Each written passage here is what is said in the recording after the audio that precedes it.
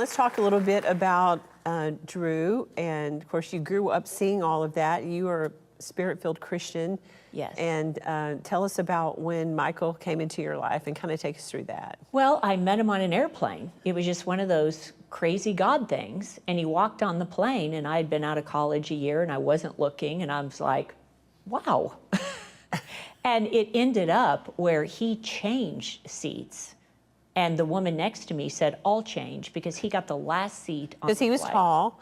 6'3", and And didn't so- fit in a middle In the seat. middle, and he because- asked if someone would switch, and the lady was Yes. like, and you were just like, yes. Well, and he got the last seat on that flight because he missed his earlier flight. He was in Dallas and didn't realize the traffic. And so he missed his flight, but got on mine, ended up switching with the woman on an aisle, and we were all sitting together. And he's like, well, would you like to have lunch? And I'm like, sure. We go to lunch, and of course, the first thing I do is share Jesus with them, because it's all I, you know, it's who I am. I'm like, if you know me, in 5 minutes, you're going to hear about Jesus. Yeah. Because what else matters in this life, Amen. right? This Amen. is a short life. Yeah. And I want to go out with a bang, basically. So what did he say? What did he think about Well, it was very interesting because he grew up with nothing, and his family, they were Russian Jews. Yeah. So, but they weren't even religious. So he kind of grew up with nothing. And when I started talking to him about Jesus, he goes, wow. He said, my grandmother was a Russian baroness, but she was a Russian Orthodox, and she loved Jesus. And when I was a child, I would go down to Laguna in her home and stay with her for a few weeks in the summer. And she always had crucifixes everywhere, and we would always pray before meals, and we would kneel down at the bed and pray at night, and I'd never been exposed to that. But it's the only place in my life where I felt safe. And you And I- reminded him of her. Yes, Did- that's what he said. Yeah. Yes, yes. And so because of that, and that just shows you that those few moments where you can share Christ with people, that stuck with him, but it was kind of dormant, because he went on and went to Columbia and, you know, traveled all over the world of his grandfather's company, and it goes dormant. But then when he heard the truth, it all came back to him. Yeah. Okay, so what happened from there? Because the story's just beginning. Well, Did you start thinking, you know, I really like this guy? Oh, no, I was like, we were both like, within 3 weeks, he stopped the car and he said, I am madly in love with you. Will you marry me? And I go, well, what took you so long? So I'm like, we were engaged in 3 weeks and married in 3 And you were or about 4 20 months. here. I was 23 and he 23, was okay. 30. He was older Okay, than, yeah. or 29. And you were Christian, naive. He was. Oh, well, naive being the pinnacle word here, because I'm thinking, oh, you know, he's going to be a holy roller like me. And that poor man, I threw him in the deep end. And now that I look back, I think he was actually a pretty good sport. Well, let's see that wedding picture again. So tell us about this day. That was in the Methodist church, right? Yes, United Methodist in Yeah. Tulsa, Oklahoma.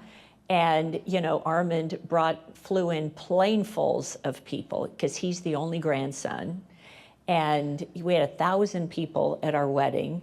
And there was no alcohol served. So all of his friends from New York and everybody showed up. And even I think it was on the cover of one of the big social magazines, and they literally focused on an ice cooler with that Martinelli sparkling apple juice. They just got the biggest kick out of that. But my dad's like, I'm not going to change for anybody. This is what Right. we stand for, and deal with it, basically. Yeah, yeah. It's interesting. He was so tall, but his dad was actually a smaller man, I know. right? Well, we're grateful. Exactly.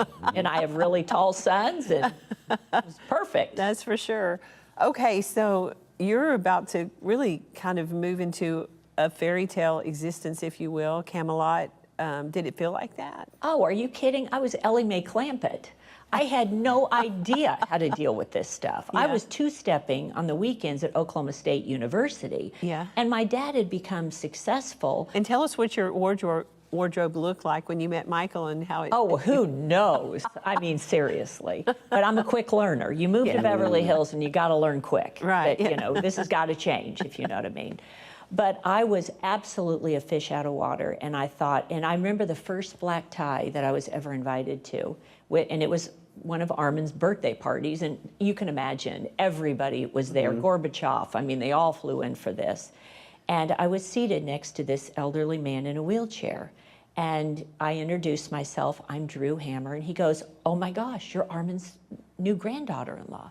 He's told me all about you, because I honestly didn't even know enough to be intimidated by him. I mean, I really didn't know who he was. There really wasn't Google and all those things Right. back So what was then. one of your first conversations with Armand? Oh. Because you told in the book, and it was really funny. It's bad. It's just so No, bad. it really wasn't bad. Because I look back and I'm just like, oh my gosh, you were such a dingbat.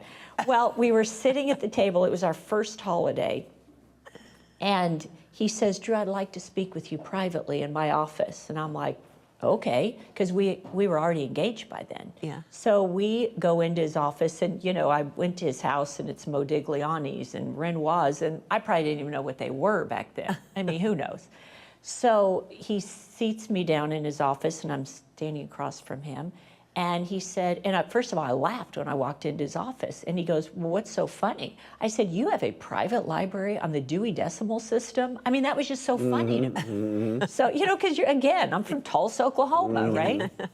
So we're sitting there, and he said, well, what are your hobbies? And I said, well, I mean, I grew up playing tennis. I was actually playing in a tennis tournament when I met Michael. I was coming back.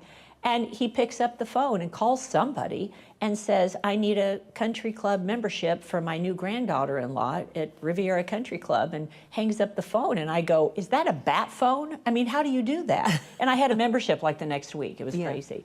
But he says to me, he says, I need you to do something for me. And I said, okay. He said, I think it's important. Michael is my only grandson, and we will be traveling the world, and I'm grooming him to take over my foundation. And I think it's important his wife goes with him. So I'm going to ask you not to work. And I'm like, well, is that a trick question?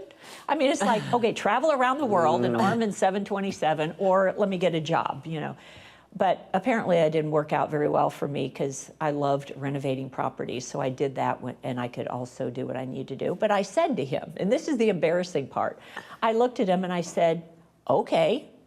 I said, but I want you to do something for me. Now, are you kidding me? I'm a 23-year-old pipsqueak. And he says, well, what would that be?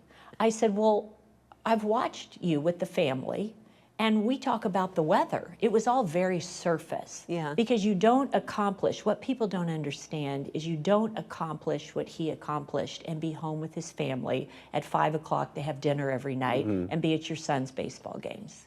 So there was a lot of collateral damage. He only had one child. And I said, I would like you to allow me to teach you how to be a family.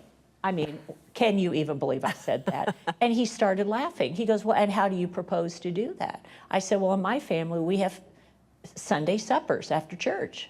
So you're invited to our home every Sunday, and you come. Do you know he came every Sunday he was in town? And That's awesome. That's he would beautiful. hang out with us, and I bought him a Bible, and I went and underlined in the Old Testament all the prophesying of the coming Messiah, being Jewish, Isaiah 53 and 55, and, all the prophetic words. And then I would go to Jesus, and then my dad and I gave him a book by Mere Christianity. And here's the best part. You can witness to people and witness, and sometimes you never see any fruit. We don't know, but God's word says it will never return void. That's right. So I just kept at it, and I learned to read him. You have to learn when to stop. Sure. Because I dated someone, and I learned quickly when to stop. Yeah. And he came to Jesus and is now on fire for God. It's really beautiful. But I didn't think it ever went anywhere. And when his wife died, he called me. And he said, Dru, I need you and your father and Michael to come see me. And I said, okay, the day she died. And we went to his house, and he said, same thing that Michael said, you have something I don't have, which you can have everything in the world and you can have nothing, because he was 91 years old and he was looking at mortality. He was already ill at the time. And yet he knew he wasn't fulfilled. All that other stuff. Yeah. I walked away from a lot of it, and I am happier than I've ever been in my entire life, because God is so faithful. And that's why I wrote that book, because every heart has been hammered, and people will fail us. We will fail people, but God will never fail us.